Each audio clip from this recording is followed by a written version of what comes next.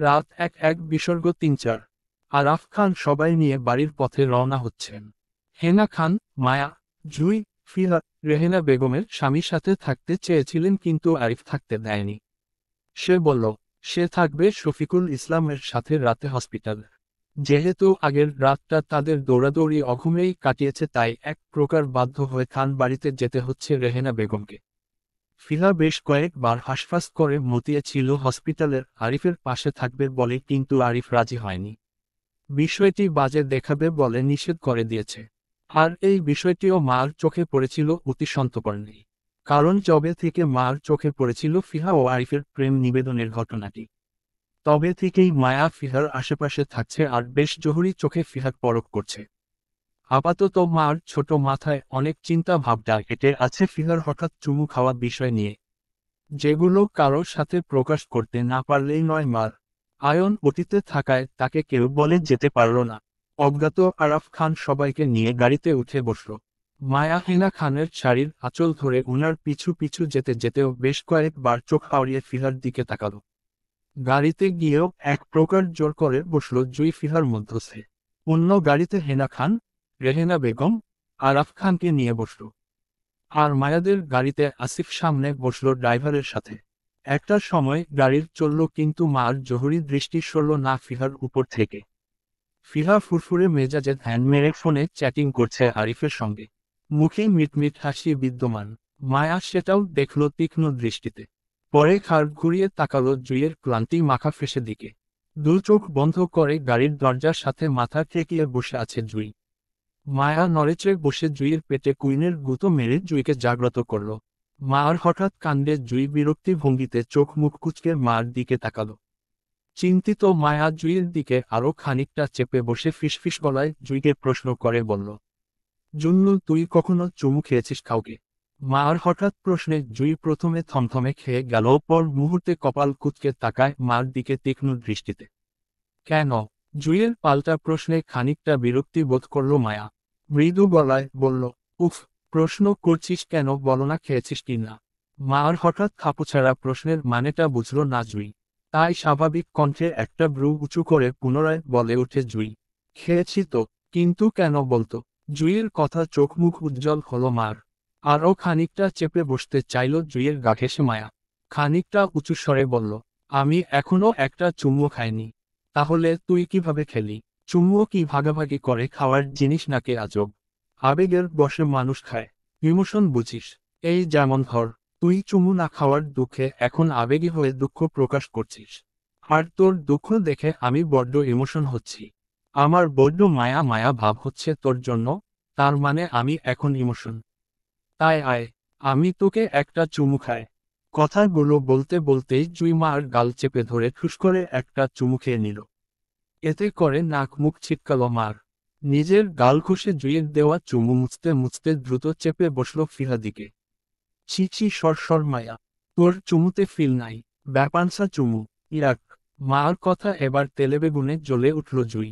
হিতাহিত জ্ঞান অজ্ঞ হয়ে খানিকটা জোরে চেঁচিয়ে উঠল গাড়িতে মার উপর। ছি কুত্তি, এই তোর মনে?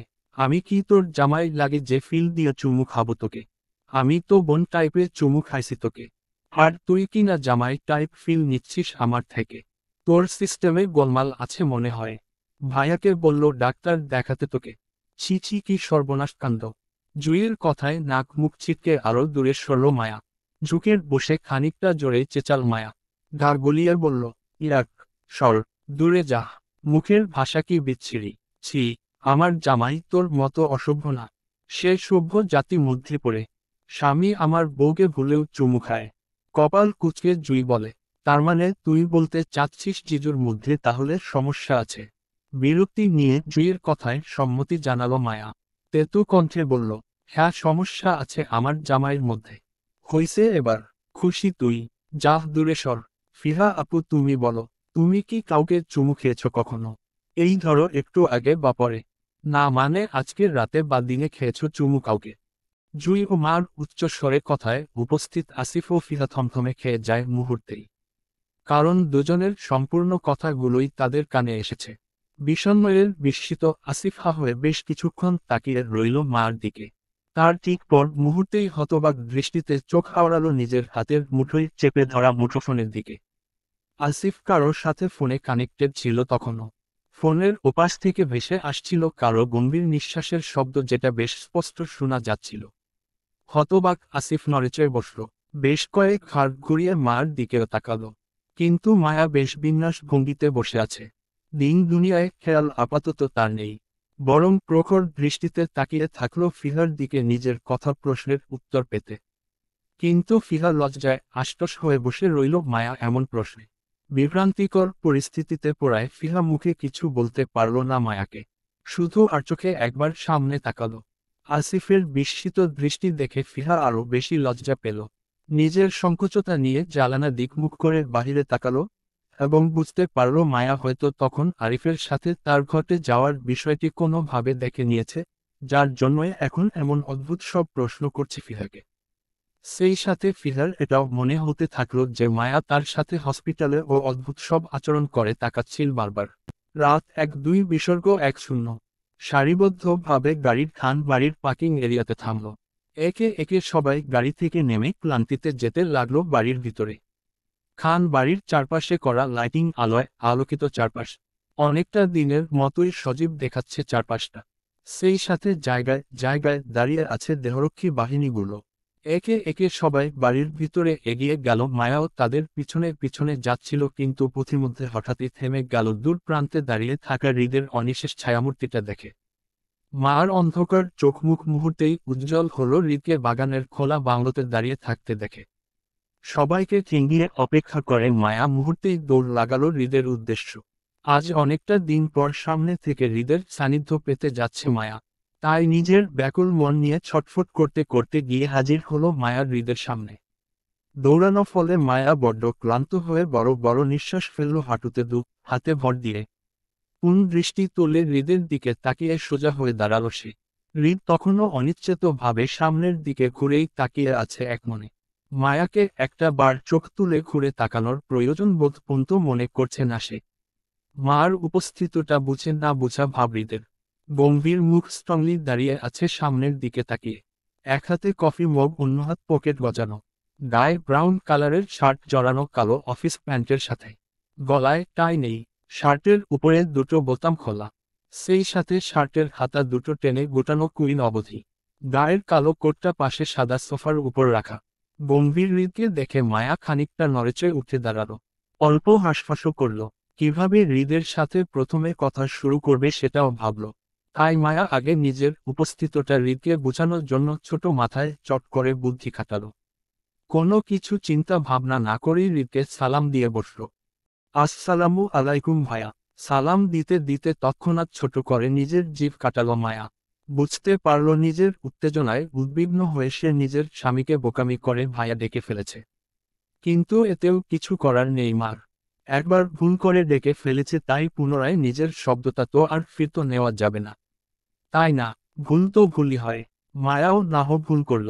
তাই মায়া অনুশোচনায় নিজের জিভ কেটে পুনরায় তাকায় হৃদের দিকে। হৃদ তখনও আগের ন্যায় গম্ভীর মুখে সামনের দিকে ঘুরে তাকিয়ে আছে। মার সালাম হৃদ শুনল কি শুনল না তাও বুঝল না মার। মায়াও বেশ সন্দেহ পোষণ করল। ধরে নিল হৃদ হয়তো মার সালাম দেওয়াটাই শুনতে পায়নি। তাই মার আরও এক ধাপ আগে নিজের জোরালো বুদ্ধিটা খাটালো। হৃদ যেহেতু মার সালাম দেওয়াটা শুনতে পায়নি, তাই মায়া গুটি পায়ে এগিয়ে গেল হৃদের সামনে।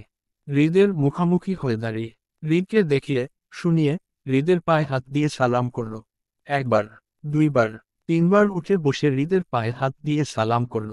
কিন্তু তারপরও হৃদের বিন্দুমাত্র মনোযোগ আকর্ষণ করতে পারল না মায়া।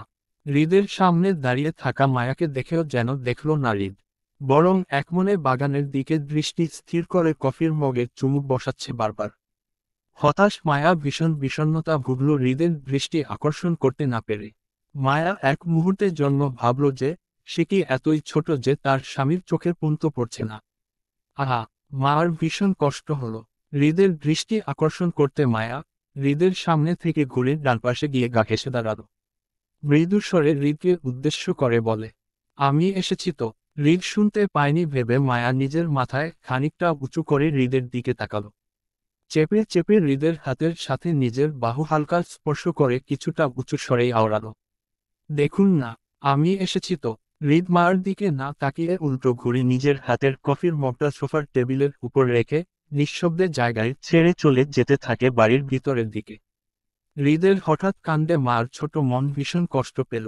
নিজের হতাশার সঙ্গে সঙ্গে ছুটল হৃদের পিছন পিছন। হৃদ গম্ভীর মুখে সামনে হাঁটছে আর মায়া হৃদকে দেখে দেখে হাঁটছে। পরস্পর পাশাপাশি থেকেও যেন দূরত্ব রইল কিলোমিটার পর্যন্ত। কারণ তখনও মার ছোট মাথায় ঢুকল না হৃদের করা গাঢ় অভিমানের কারণটা। ধরতে পারল না যে হৃদ কেন এত রাত অবধি বাহিরে দাঁড়িয়ে ছিল, তাও অফিসের গেটআপে। সে নিজের কক্ষে কেন গেল না? রাত তো কম হয়নি তাহলে? মায়া কিছুই বুঝল না মার জন্য হৃদের নিশ্চুপ অপেক্ষাটাও। মায়া হৃদের পিছন ঘুরঘুর করতে করতে এসে দাঁড়ালো হৃদের দরজার সামনে। হৃদ নিজের দরজার সামনে পকেট দুহাত গজিয়ে স্ট্রং হয়ে দাঁড়িয়ে পড়ল নির্লিপ্ত ভঙ্গিতে। না আশেপাশে তাকাচ্ছে, আর না নিজের ফোন টিপছে। হৃদ টিনেজারদের মতো করে না ফোন চালায়, আর না কোনো প্রকার সোশ্যাল সাইটে থাকে। পছন্দ না হৃদের এসব কিছুই। নিজের পার্সোনাল টুকটাক কাজের জন্য একটা ফোন রাখে সাথে, আর প্রফেশনাল কাজের জন্য আসিফের কাছে সবসময়ই এক্সট্রা ফোন থাকে। জরুরি ভিত্তিতে হৃদকে দেওয়া হয় ফোন সাইডে কথা বলার জন্য, নয়তো হৃদ টোটালি ফোন ইউজ করে না। হৃদকে একমনে দরজার সামনে দাঁড়িয়ে থাকতে দেখে মুহূর্তেই কপাল কুঁচকায় মায়া। এবার হৃদ কেন দরজার সামনে এইভাবে দাঁড়িয়ে আছে সেটাও বুঝল না মায়া। তাই মায়া কপাল কুঁচকে হৃদের দিকে বেশ কিছুক্ষণ তাকিয়ে থাকা পর বুঝতে পারল আসলে বিষয়টি কি হয়েছে। মায়া সম্পূর্ণ বিষয়টি বুঝতে পারল হৃদের দরজার লোক বুথের দিকে তাকিয়ে। আর তখনই মায়া চমকালো, বড়কালো হকচকিয়ে গেল যখন ট্যাপে দেখতে পেল রেড সিগন্যাল দেওয়া। মার তৎক্ষণাৎ স্বর্ণাভে আসলো সে তো দিনই 12:30টার দিকে হৃদের রুমের দরজায় উল্টাপাল্টা লক লাগিয়ে 12 ঘন্টা সেট করেছিল, যেটা এখনো শেষ হয়নি। রেড সিগন্যাল হিসাবে আরও 10 মিনিট বাকি আছে ট্যাপের মধ্যে। ভয়ার্ত মায়া বার কয়েক শুকনো ঢুক গিলে হৃদের দিকে ভয় ভয় নজরে তাকালো। নিজের করা কৃতকাণ্ডের জন্য হৃদের কাছে ধরা পড়ে যাবে বিষয়টি ভাবতেই মায়া ভয় আশ্বাস হলো মুহূর্তেই। কিন্তু আবার পর মুহূর্তে এই ভেবে সাহস পেল যে মায়াকে লক লাগাতে তো হৃদ দেখেনি। তার মানে মায়া নিরাপদ। হৃদ তো আর জানে না আসলে লকটাকে লাগিয়েছে। আর যদিও হৃদ মায়াকে প্রশ্ন করে তাহলে মায়া সাফ মিথ্যা বলবে, সে কিছুই জানে না। কে লক লাগিয়েছে? মায়া তা দেখেনি। ব্যাস, এটা বলেই বেঁচে যাবে মায়ার হৃদ হাত থেকে। কিন্তু হৃদ যেন মার মনস্তাত্ত্বিক বিষয়টি বুঝল। তাই সে মার একদলা চিন্তা ভাবনার সাথে যেন মায়াকে ছেড়ে দিল। হৃদ মায়াকে কোনো রকম প্রশ্ন করল না, আর না ঘুরে মায়াকে দেখার চেষ্টা করল। 10 মিনিট সময় নিয়ে হৃদ জায়গায় দাঁড়িয়ে থাকল। কিন্তু ততক্ষণে যেন মার পা ব্যথা শুরু হয়ে গেল। মায়া নিজের রুমে না গিয়ে হৃদের চারপাশে ঘুরতে লাগলো। একবার ডান পাশে ঘুরে দাঁড়াচ্ছে তো একবার বাম পাশে যাচ্ছে, আবার ঘাড় বাঁকিয়ে উঁচু করে একবার হৃদকে দেখছে তো অন্যবার ট্যাপে তাকাচ্ছে, আর কতটা সময় আছে সেটা দেখার জন্য। হৃদের দৃষ্টি আকর্ষণ করতে চাইছে মায়া, তাই একবার হৃদের সামনে যাচ্ছে তো একবার পাশে দাঁড়াচ্ছে। কিন্তু তাতেও হৃদের কোনো পরিবর্তন হলো না। সে অনড়ভাবে জায়গায় দাঁড়িয়ে রইল। মায়াকেও দেখল না। হৃদ চাইলে ট্যাপে নিজের ফিঙ্গারপ্রিন্ট ব্যবহার করে অনেক আগেই নিজের রুমে ঢুকে যেতে পারত, কিন্তু সে তা করল না। বরং সময় নিয়ে 10 মিনিট দাঁড়িয়ে থাকল, এবং ট্যাপের নির্দিষ্ট সময় শেষ হতেই হৃদ রয়সে ধীরস্থিরভাবে আস্তে আস্তে করে ট্যাপের মধ্যে পাসওয়ার্ড টাইপ করতে লাগলো মায়াকে দেখিয়ে দেখিয়ে। কোনো রকম তাড়াহুড়ো করল না, বরং মাত্রাতিক ধীরে ট্যাপে পাসওয়ার্ড দিল হৃদ। হয়তো মায়াকে হৃদের রুমের পাসওয়ার্ড শেখাতে চাচ্ছে তাই। মায়াও যেন এটার অপেক্ষায় দাঁড়িয়ে ছিল এতক্ষণ যাবৎ। তাই হা হয়ে মনোযোগ সহকারে হৃদের দেওয়ার সম্পূর্ণ পাসওয়ার্ডটি ঢোক দিল দাঁড়িয়ে দাঁড়িয়ে। মনে মনে বেশ কয়েকবার রপ্ত করল হৃদের দেওয়া পাসওয়ার্ডটি। হৃদ রুমের দরজা খুলে ভিতরে ঢুকে গেলেও মায়া বাহিরে দাঁড়িয়ে রইল ভয়। হৃদের রুমের ভিতরে ঢুকবে কি ঢুকবে না ভয় কাজ করল মনে মধ্যে। যদি হৃদ ধমক দেয় মায়াকে তো ভাবুক, মার চিন্তিত বিষয়টি যেন হৃদ বুঝতে পারল। তাই নিজের রুমে যাওয়ার 10 সেকেন্ড পরপরই শব্দ করে মার মুখের উপর দরজা লাগিয়ে দিল হৃদ। এতে করে মায়া ঘোর অপমান বোধ করল। হৃদের কাছে অপমানিত হওয়ার কষ্টে কান্না করে অবশ্য। সেই কান্নায় টইটম্বুর হয়ে নিজের রুমে গেল। বিছানায় উপর হয়ে শুয়ে কান্না করতে করতে শপথ করল, আজকের পর থেকে মায়া আর হৃদের সামনে যাবে না। যাবে না মানে যাবেই না। হৃদকে মার মুখও দেখাবে আর। তার এমন পাষাণ স্বামী চায় না, যে স্বামী তার বউকে 2 মাস পর দেখেও কথা বলে না। সে স্বামীর সাথে তার কিসের ভাব মার? কোনো ভাব টাব হবে না মায়া। একদম হাত মুখ ধুয়ে মুছে পুনরায় সিঙ্গেল সেজে যাবে মায়া। কোনো রকম হৃদের দিকে তাকাবে না, একদমই না। এবার থেকে মায়াও মুড নিয়ে চলবে হৃদের সাথে। দরকার হলে মার মাথায় 1 হাত লম্বা ঘোমটা দিয়ে চলবে, তারপরও এমন পাষাণ স্বামীকে সে তার মুখ দেখাবে না, কিছুতেই না। মন খারাপের ভাব নিয়ে মায়া আর গেল না নিজের রাতের খাবার খেতে। হৃদের সাথেও আর দেখা হলো না মার। হেনা খানের বারবার ডাকার পরও এক প্রকার জেদ ধরেই রুমে শুয়ে রইল মায়া। একটা সময় সে ঘুমিয়ে গেল কান্না করতে করতে, কিন্তু পেটে ক্ষুধায় বেশিক্ষণ ঘুমাতেও পারল না। ছটফট করতে করতে পুনরায় ঘুম ভেঙে গেল। তখন বাজে রাত 2:05। বিছানার একপাশে রেহেনা বেগমকে ঘুমিয়ে থাকতে দেখল মার। জুই যে ফিহার সাথে ঘুমিয়েছে সেই বিষয়টিও বুঝতে পারল মায়া। কিন্তু মার ক্ষুধায় পেট চেপে ধরে উঠে দাঁড়াল, কারণ ততক্ষণে মার ঘুমের রেশ সম্পূর্ণ কেটে গেছে। ড্রিমলাইটের আবছা আলোয় আলোকিত চারপাশ। মায়া কিচেনে গিয়ে ফ্রিজ থেকে টুকটাক খাবার খুলল। গরম না করে ঠান্ডা খাবার খেতে গিয়ে ভাবল সে তো রাতের রাগ করেছিল হৃদের উপর। তাহলে মায়া খাবার কিভাবে খাবে? মায়া খাবার খেলে কি আর রাগ থাকবে হৃদের উপর? ভেঙ্গে যাবে না। না, মায়া খাবার খাবে না। সে হৃদের উপর রাগ করে থাকবে। মায়া যখন খাবার না খেতে খেতে শুকনো কাটি হয়ে যাবে তখনও সে হৃদের সাথে রাগ করেই থাকবে। একদমই পাত্তা দিবে না হৃদকে। অজ্ঞাত মায়া কিচেনে খাবারগুলো ছড়িয়ে রেখে উঠে গেল। ফ্রিজেও তুলে রাখল না। প্রচণ্ড পেটের ক্ষুধায় সিঁড়ি বেয়ে নিজের রুমের দিকে যেতে যেতে ঘাড় ঘুরিয়ে তাকালো হৃদের দরজা দিকে। সাথে সাথেই দাঁড়িয়ে গেল মায়া। তৎক্ষণাৎ কিছু একটা ভেবে হৃদের দরজার সামনে গিয়ে দাঁড়ালো মায়া। এখন গভীর রাত। নিশ্চয়ই হৃদ এখন গভীর ঘুমে মগ্ন। তাই মায়া যদি এই সুযোগে হৃদের রুমে উকিও মারে নিশ্চয়ই হৃদ সেটা বুঝতে পারবে না। তাছাড়া মায়া যে হৃদের সাথে রাগ করে আছে সেটা কি আর হৃদ জানে নাকি? জানে না তো। তাই মায়া নিজের রাগটা নাহ সকাল থেকেই হৃদের উপর দেখাবে। এখন থাক। তাছাড়া রাতে স্বামীর সাথে রাগ করা বারণ। যেই ভাবা সেই কাজ। ফটফট করে ট্যাপে পাসওয়ার্ড দিয়ে হৃদের রুমে ঢুকলো মায়া। বেশ অন্ধকারময় রুমে দেখতে পেল হৃদ বেডের ডানপাশে একদম কিনারায় এসে কাত হয়ে শুয়ে আছে। বিশাল বড় বেড সম্পূর্ণ খালি পড়ে আছে। হৃদ একটা হাত মাথার নিচের দিয়ে বালিশে শুয়ে আছে। গায়ের ব্ল্যাঙ্কেটটা পায়ের নিচে অবহেলিতভাবে পড়া। মায়া হৃদকে এক পলক দেখে নিয়ে আস্তে করে রুমের দরজা লাগিয়ে দিল। পিছন ঘুরে আবছা আলোয় হৃদের রুমটি দেখার চেষ্টা করল তীক্ষ্ণ দৃষ্টিতে। মায়া হৃদের রুমে আগে আরও একবার এসেছিল, তাদের বিয়ের দিন রাতে। কিন্তু মায়া তখন হৃদের রুমটি দেখতে পারেনি অন্ধকার হওয়ায়। এখনও ঠিকঠাক দেখতে পারছে না, শুধু বুঝতে পারছে রুমটি বিশাল বড়। মার রুমের 3 গুণ হবে হৃদের রুমটি। মায়া গুটি পায়ে এগিয়ে আসলো রুমের ভিতর। ঘাড় ঘুরিয়ে হৃদের রুমের চারপাশটায় চোখ বুলালো। আবছা আলোয় দূরে সবকিছু তেমন একটা স্পষ্ট মার চোখে না পড়লেও হৃদের মুখোমুখি সামনে থাকা 3 পার্টের ফ্রিজটা ঠিকই চোখে পড়ল। তৎক্ষণাৎ চোখ মুখ উজ্জ্বল হলো মার। এক মুহূর্তের জন্য হৃদকে ভুলে গিয়ে পেটের ক্ষুধায় ফ্রিজ টেনে খুলল। একটা, দুইটা, 3টা দরজায় টেনে খুলল মায়া ফ্রিজের। কিন্তু ফ্রিজের ঝলমলে আলোয় যখন দেখতে পেল ভিতরের শুধু ব্যান্ডের হুইকি, বিয়ার, ঠান্ডার ক্যান, আইস বরফ, ফ্রেশ পানির ছাড়া অন্য কিছু নেই খাওয়ার জন্য। এতে করে যেন নাক ছিটকালো মায়া। হতাশ হয়ে ফ্রিজের সামনেই বসে পড়ল। কি করবে ভেবে পেল না মায়া।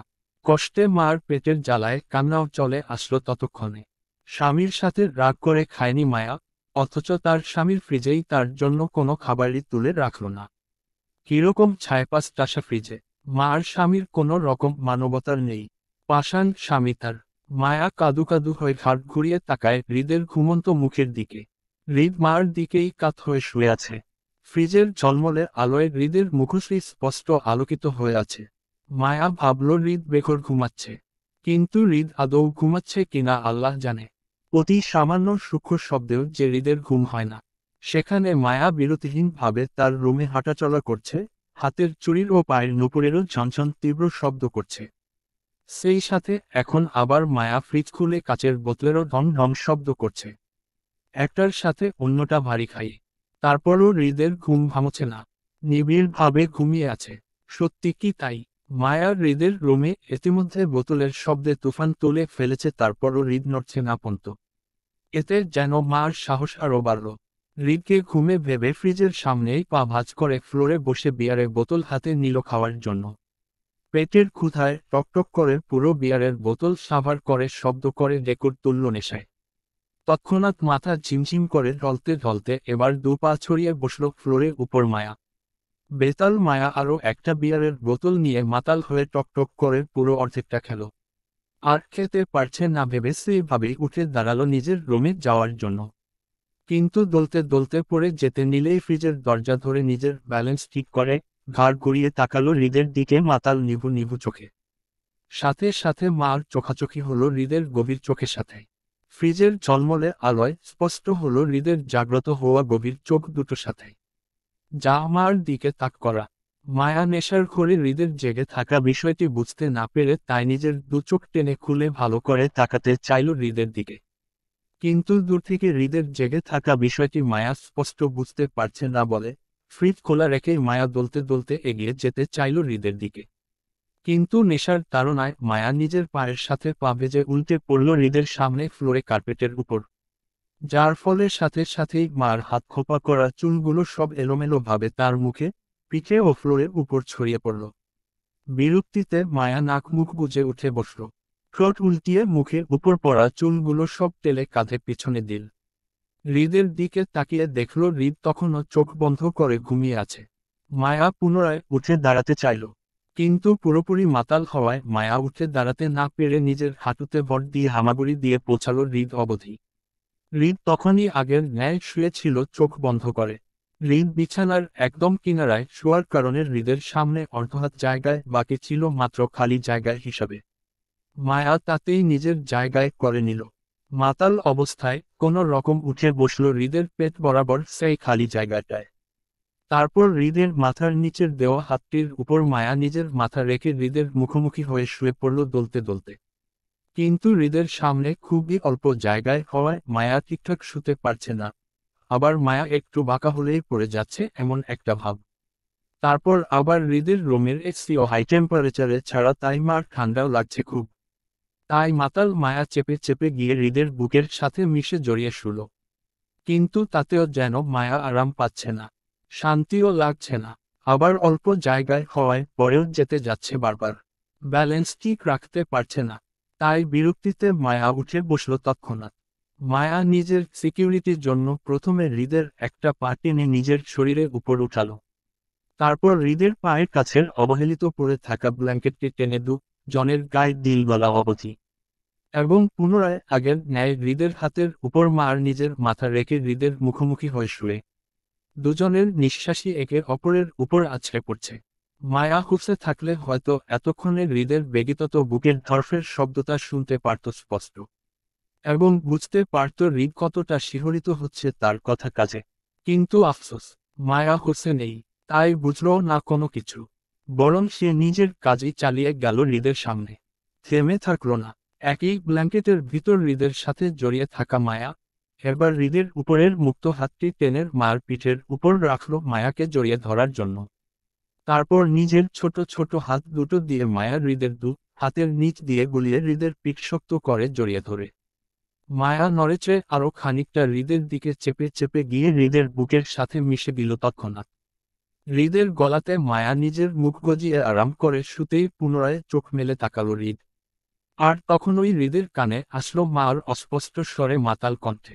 হৃদের গলায় মুখ গজিয়ে বিড়বিড় করে বলছে, আপনাকে মিস করেছি তো মিস্টার ভিলেন। আপনি কেন আমার সাথে এতটা দিন দেখা করলেন না? আমাকে একটু ভালোবাসলে কি হয় আপনার? আপনি অনেক নিষ্ঠুর, পাষাণ মিস্টার ভিলেন। আমি ভালোবাসি তো আপনাকে, একটু ভালোবাসলে কি হয় আমাকে? এমন করেন কেন আপনি? আমার কষ্ট হয় তো। মার সম্পূর্ণ কথায় শুনল হৃদ, কিন্তু তারপরও শক্ত হয়ে পড়ে রইল জায়গায়।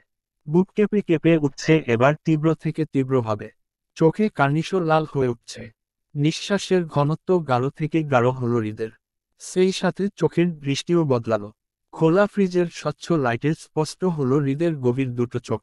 হৃদের চোখে মুখে বিন্দুমাত্র ঘুমের রেশপুঞ্জ নেই, হৃদ কি আদৌ 1 সেকেন্ড জন্য ঘুমিয়েছিল এতক্ষণ যাবৎ ধরে? না, ঘুমায়নি হৃদ, জেগেই ছিল সারাক্ষণ ধরে। সে দেখেছে মার ছটফট সবকিছুই। কিন্তু তারপরও চুপ ছিল হৃদ। কিন্তু এখন আর কতক্ষণ চুপ থাকবে সে? হৃদের কি আর সাধ্য আছে চুপ থাকার? তার বউ কি তাকে শান্ত থাকতে দিচ্ছে? অশান্ত করছে না হৃদকে, ভীষণ তলপাড় অশান্ত করছে হৃদকে। এই যে তার বউ আরাম খুঁজতে তার বুকে চলে আসলো এবং শান্ত মতন ঘুমিয়েও পড়ল। কিন্তু হৃদ, তার কি আদৌ ঘুম হবে এই বেয়াদব বউয়ের জ্বালায়? একে তো জ্বালাচ্ছে, আবার তাকে সাংঘাতিক কী সব কথা বলে দিল। উফ, তার এই বেয়াদব বউকে কিভাবে বুঝাবে? সে কতটা বেহাল হচ্ছে তার এই সাংঘাতিক কথাবার্তায়। বউয়ের মুখের এমন জঘন্য বিচ্ছিরি ভালোবাসার কথাবার্তা সে নিতে পারছে না। অসহ্য লাগছে, বেহা, বিচ্ছিরি, অবাধ্য। মনটাও তার এই মুহূর্তে বউ বউ করছে, শান্তিতে থাকতেই দিচ্ছে না। অবাধ্য মন, বেয়াদব বউয়ের পাল্লায় পড়ে তাকে শান্তিতে ঘুমাতে দিচ্ছে না। উফ, যদি হৃদি শান্তিতে ঘুমাতে না পারে তাহলে সে কেন এই বেয়াদব বউকে শান্তির মতন ঘুমাতে দিবে? এত সহজ হৃদকে জ্বালিয়ে শান্তি মতন ঘুমানোটা? হৃদ হতে দিবে সেটা? কখনোই না। বরং দুজনই সমান ভাগাভাগি করে জ্বালা বন্টন করবে। হৃদের মানসিক অশান্তিটা ভাগ করবে বেয়াদব বউয়ের সাথে সে শারীরিক জ্বালা দিয়ে। হৃদের ভাবনার মাঝেই শুনতে পেল তার গলায় মার নিঃশ্বাসের ঘনত্বটা। বুঝতে পারল মায়া গভীর ঘুমে ততক্ষণে তলিয়ে গেছে। মার পিঠের উপর হৃদের হাতটা ধীরেই নিচে নেমে গিয়ে মার কোমর শক্ত করে চেপে ধরে নিজের আরো কাছে টেনে আনল হৃদ। মার শরীরের উপর হৃদের নিজের পাটা আরো জোরালো ভাবে চেপে ধরে মায়াকে হৃদ সেই জায়গায়, সেই অবস্থায় বিছানার সাথে চেপে ধরে সে উপরে উঠল মায়া। ঝুঁকে পড়ল মার মুখ বরাবর হৃদ। ঘুমন্ত মায়া এলো কেশবতী হয়ে আছে। মার হাঁটু অবধি চুলগুলো হৃদের বিছানা ছেড়ে ফ্লোরে লুটিয়ে পড়ে আছে অনেকটা।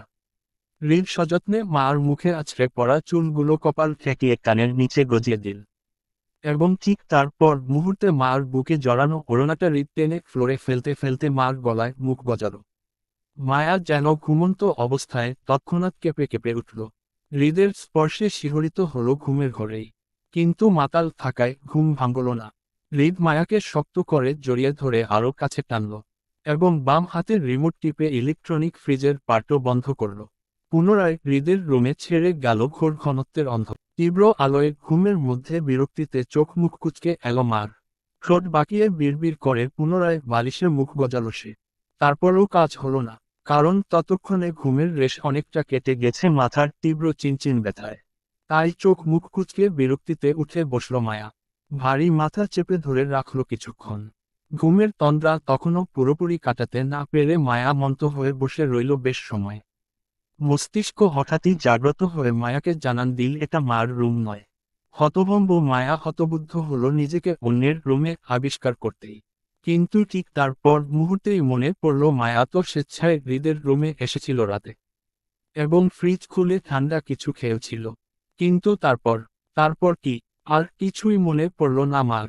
তাই তৎক্ষণাৎ ঘাড় ঘুরিয়ে পাশে ফ্লোরের দিকে তাকালো। ফ্রিজ বন্ধ, কোথাও কোনো বোতল ছড়িয়ে পড়ে নেই, সবকিছুই গোছগাছ আছে। হতবুদ্ধ মায়া বুঝতে পারল রাতে সে হৃদের রুমেই ঘুমিয়েছিল। কিন্তু কেন? তাছাড়া হৃদের কথা মাথায় আসতেই ভয়ার্ত মায়া চমকে উঠে চারপাশে তাকায়। হৃদকে আশেপাশে কোথাও দেখতে পেল না। শুধু মায়া একাই শুয়ে আছে হৃদের নরম তুলতুলে বিছানার উপর। মার চুলগুলো সব ছাড়া, তবে গোছানো। গায়ের ব্ল্যাঙ্কেটও জড়ানো ছিল, কাপড়ও ঠিকঠাক আছে। শুধু বুকের ওড়নাটায় অবহেলিতভাবে ফ্লোরের উপর পড়ে আছে, তাছাড়া বাকি সবই ঠিক পেল মায়া নিজের সাথে। কিন্তু মায়া ঘুমালে একদিনও নিজের কাপড় চোপড় ঠিক পেয়েছে কিনা সেটা নিয়েও ঘোর সন্দেহ তার। অথচ আজ মায়া কাপড়গুলো কেমন একটা সভ্য হলে গেল না, একটুও এদিক সেদিকে হলো না, ঠিকঠাক জায়গায় পেল। মায়া এক মুহূর্তের জন্য ভাবল হয়তো তার সভ্য স্বামীর সাথে থেকে তার কাপড় সভ্য নড়ে গেছে। অসভ্যের কোনো কাণ্ডই নেই। মায়া মনে মনে একদফা খুশিও হয়ে নিল। কিন্তু পর মুহূর্তে চুপসে গেল ওয়াশরুমের ঝনঝন পানি শব্দের। মায়া বুঝতে পারল হৃদ গোসল করছে ওয়াশরুমে। তাই মায়া দ্রুততার সঙ্গে হৃদের বিছানা থেকে নেমে দাঁড়াল। ফ্লোর থেকে নিজের ওড়নাটা নিয়ে বুকে জড়াতে জড়াতে টনটন মাথা ব্যথায় তৎক্ষণাৎ দৌড়ে বেরিয়ে আসলো হৃদের রুমে থেকে। কিন্তু সেখানেও মার ভাগ্য সহায় হলো না। মুখোমুখি হয়ে গেল নিজের মায়ের সাথে। থমথমে খেয়ে গেল দুজনই। তিনি মায়াকে হৃদের রুম থেকে বের হতে দেখে চমকে উঠেন মুহূর্তেই। মায়াকে বিধ্বস্ত অবস্থা দেখে যেন তিনি খানিকটা বিচলিত হলেন এই ভেবে যে মায়া সংসার শুরু করছে, অথচ তিনি এই বিষয়টি বুঝতে পারেনি এতদিন। তাছাড়া হৃদ মার মধ্যে যে সবকিছু স্বাভাবিক হলো সেটা কেন খান বাড়ির কেউ উনাদের জানালো না এতদিন। আর মাই বা কবে থেকে সংসার শুরু করেছে স্বামীর সাথে। বিচলিত রেহেনা বেগম খানিকটা হাঁসফাঁস করল মেয়ের সামনে এভাবে পড়ায়। চক্ষু লজ্জা তিনি মায়াকে কিছু না বলে নিচে নেমে যান। মায়া রাতে যে উনার সাথে ছিল না রুমে সেটাও তিনি রাতে বুঝতে পেরেছিল। তবে রেহেনা বেগম প্রথম ভেবেছিল হয়তো মায়া হেনা খানের কাছে গিয়েছে ঘুমাতে, কিন্তু এখন মায়াকে হৃদের রুম থেকে বের হতে দেখে স্পষ্ট হলো বিষয়টি। মায়া নিজের মায়ের হঠাৎ বিচলিত হওয়ার কারণটি ধরতে পারল না। তাই রেহেনা বেগমের যাওয়ার দিকে ঠোঁট উল্টিয়ে কিছুক্ষণ তাকিয়ে থেকে নিজের রুমে গেল ফ্রেশ হতে। দাঁত ব্রাশ করে মুখ ধুয়ে গেল নিচের ডাইনিং টেবিলে নাস্তা করার জন্য। তখনও বাড়ির সবাই ডাইনিং টেবিলে উপস্থিত হয়নি।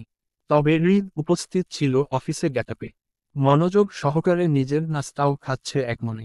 মার দিকে তাকাচ্ছে না। পুরো ডাইনিং টেবিল খালি। হেনা খানের সাথে রেহেনা বেগম ও কিচেনে আছেন সার্ভেন্টদের সাথে।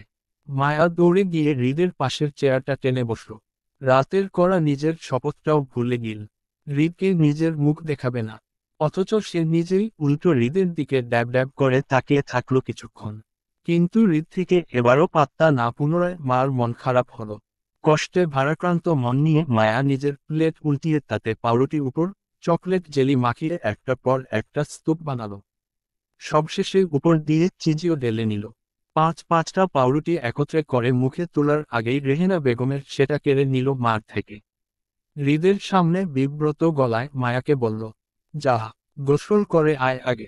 রেহেনা বেগমের কথায় নাক মুখ কুচকায় মায়া। এত সকাল সকাল মায়ের মুখে বলা গোসল করার বিষয়টিও বুঝতে না। তাই মায়া অনেকটা বিরক্তি কণ্ঠেই বলে উঠল, এত সকালে গোসল কেন করব আম্মু? আমি সকালে গোসল করি না।